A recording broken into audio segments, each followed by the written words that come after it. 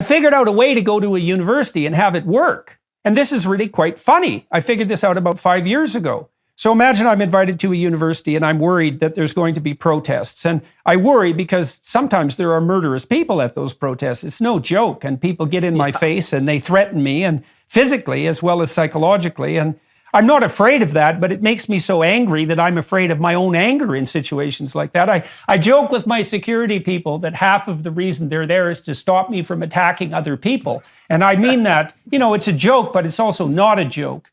Anyways, I figured out very early that if I had a meeting at a university at 8 o'clock in the morning, I'd never have a protester in sight.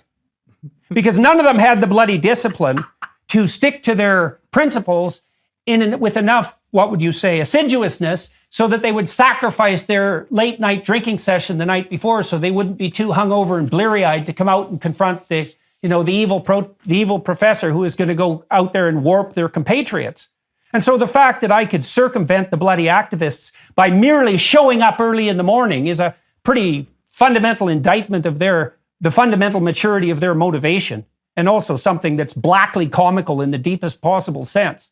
And the fact that these idiot professors on these left-wing campuses take the messianic delusions of these overgrown adolescents with some degree of seriousness, overlay that with compassion, and then invite them to become useless activists and thereby fulfill the moral demands that their own conscience puts on them, is an unbelievably deep indication of the absolute moral bankruptcy of the modern university.